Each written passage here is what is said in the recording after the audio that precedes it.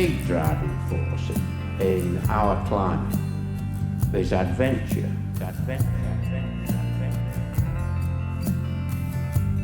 And, you know, the idea of conquest is an absolutely ludicrous notion.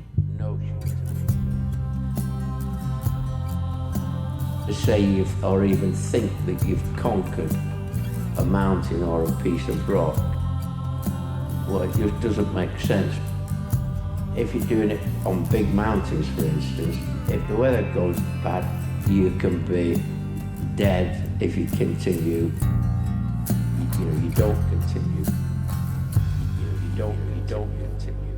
The idea of conquest is an absolutely ludicrous notion.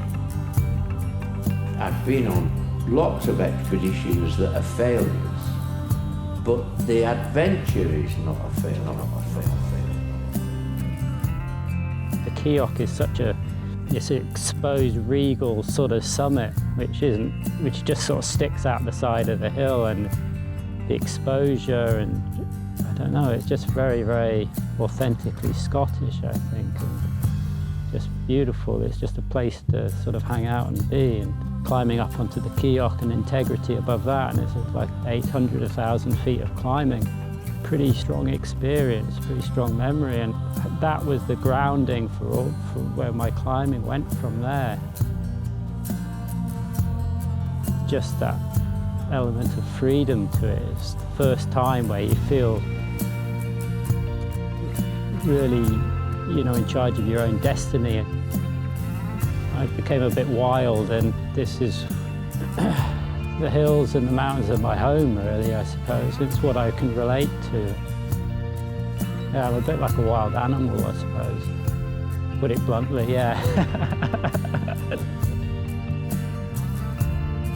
I don't really want to go into it too much, but family life was pretty non-existent for me.